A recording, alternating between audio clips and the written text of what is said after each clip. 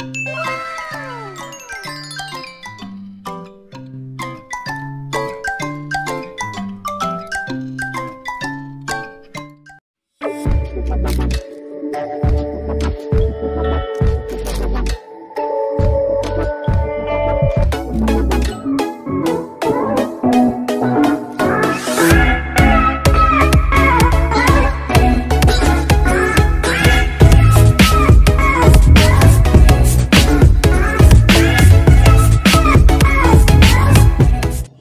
guys, welcome back again guys dito sa ating YouTube channel. So for today's video, gagawa tayo ng fresca tuna caldereta with potato and carrots. And of course guys, our first ingredients that meron tayong fresca tuna caldereta and 1 pieces of potato na slice natin ng cube, and as well as 1 pieces of carrots na slice natin din ng pa-cube or yung small cube lang siya.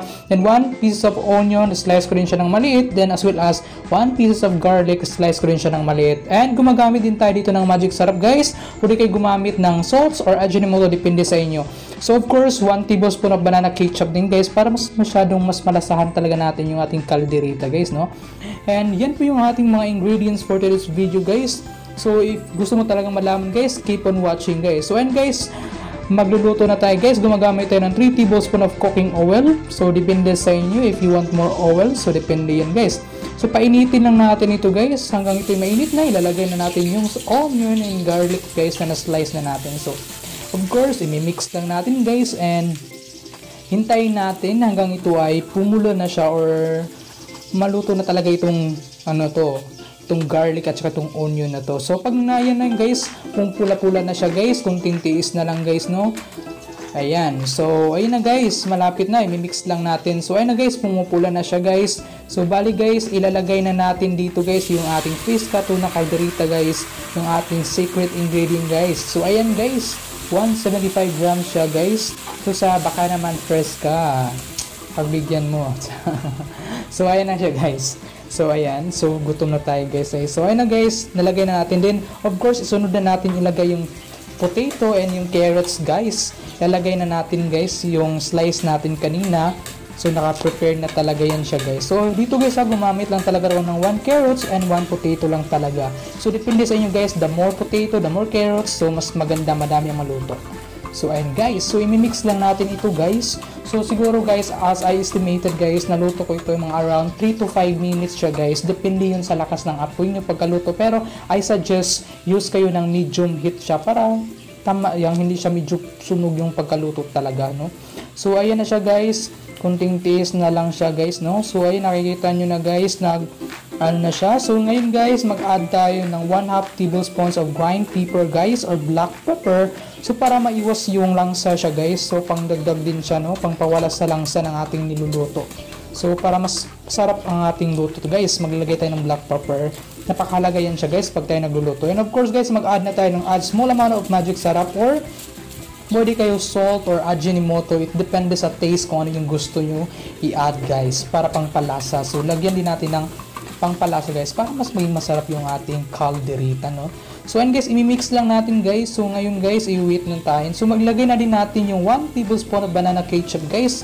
Ayan guys, para mas masyado siyang maging loud guys at maging masarap na yung ating caldereta. So maging mas aangat yung kulay ng ating caldereta guys pa nag-add tayo ng banana ketchup, and of course maging masarap. So imimix lang natin ito guys, no? So ayan, nakikita nyo naman guys, namimix na natin guys. So bilis-bilisan ko pagka-mix guys kasi gutom na ako eh.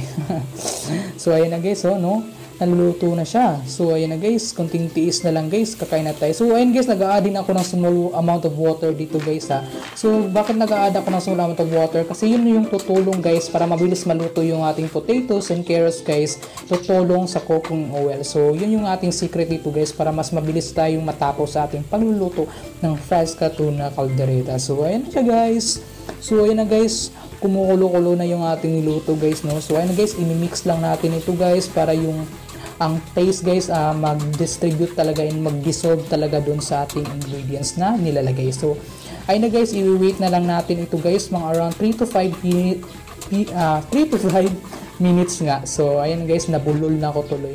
So ayan siya guys. So ayan guys, malapit nang maluto guys. I'm so excited guys ha. So nakikita niyo na siya guys, ang sarap-sarap siya guys, no? Talagang good for 3 to 5 person itong yung ating niluluto guys. So ayan na siya guys, lutong na yung ating fresca tuna calderita guys. So yan po yung maging kalabasan niya guys, nag-dissolve na yung water, then wala na siyang parang yung sabaw ng fresca, parang dumidikit na dun sa potatoes and carrots. So parang cooking oil na lang yung naiwan siya guys. So ayan na guys, yung makikita nyo guys, parang naging laut na siya guys, no? So ayan na guys, luto na yung ating fresca tuna calderita guys. So ngayon ilalagay na natin sa lalagyan guys para kakain na tayo. Wow! So solve na yung ating kainan dito guys. So ayan na siya guys ha. Ayan siya guys, ang sarap-sarap na siya guys. So pwede nyo siyang itry sa bahay nyo guys. Napaka-affordable lang siya guys, mga around 50 pesos yung gastos ko dito.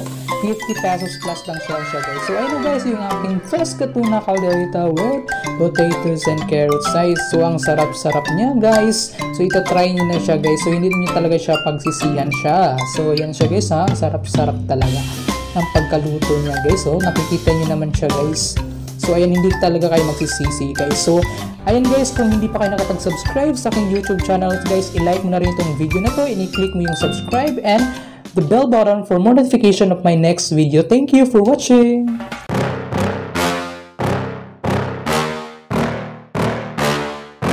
Yeah. Please tell me that I can't, that I won't, that I fail, that I'll never make it out, yeah. Please tell me all the bad, never good. Fill my head full of every single doubt, yeah. Please say any negative thoughts. I pop off when I hear people say I cannot. I get off to the thought of proving everyone wrong. I won't stop to the top, so you better back off and get lost. I'ma stay loud, stay proud, never running out, never heading south. I'll be spreading out, call it word of mouth. Can't put me down, I'll be getting loud. You can have your doubts, not what I'm about. Have your cloud, it be raining now. I keep making sound, go another round.